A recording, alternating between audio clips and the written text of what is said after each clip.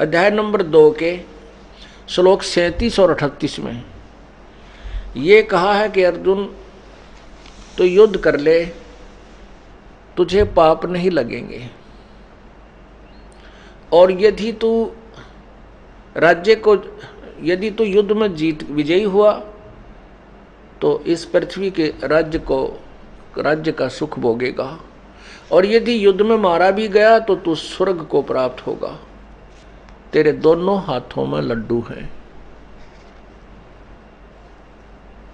देखिएगा पवित्र गीता जी अध्याय नंबर 2 के श्रीमद् भगवत गीता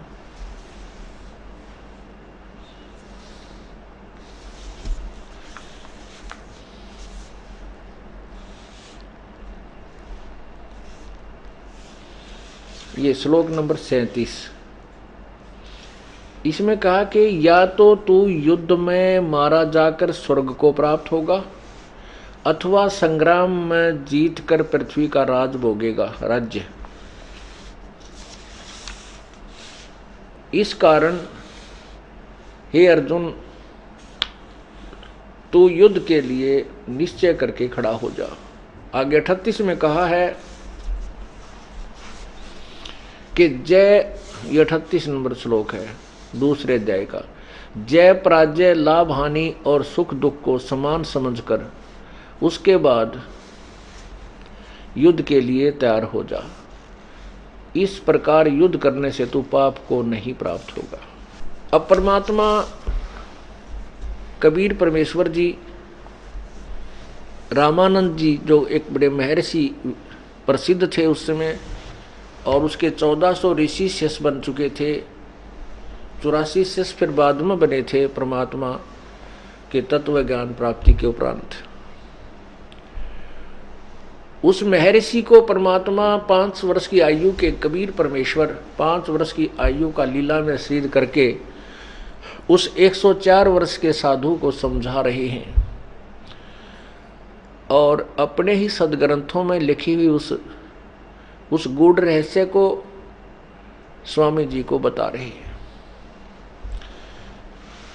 स्वामी जी से कहा कि देखो, गीता जी का ज्ञान श्री कृष्ण जी ने नहीं कहा, उसको प्रमाणित करने के लिए क्या बताए हैं। स्वामी जी, आपने अभी पढ़ा कि गीता ज्ञान दाता कह रहा है 37वें श्लोक में, तो कह रहा है कि यदि तू युद्ध में मारा जाएगा तो स्वर्ग प्राप्ति करेगा, यदि तू विजयी हो गया, युद्ध में जीत गया, तो राज्य के सुख को प्राप्त करेगा। 38 में इसमें तो कह रहा है कि तू दोनों लालच दे रहा है, लाभ हानि बता रहा है कि लाभ जीत गया तो तू राज्य प्राप्त करेगा, ये तुझे लाभ होगा युद्ध करने से, और मर गया तो स्वर्ग जाएगा, ये लाभ होगा।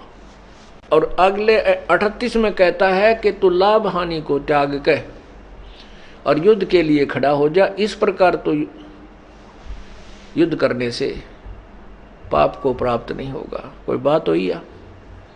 तो इससे है कि ये दोगला ज्ञान काल ने दे रखा है। पहले मैं कह रहा है कि तू लाभ आने, ये लाभ होगा तुझे, ये लाभ होगा, युद्ध करने से लाभ दिखाया। 38 में कहता है कि लाभ आनी न त्याग कर, तू सोचे मत के मिलेगा और के नहीं मिलेगा, तो युद्ध के लिए तैयार हो जा।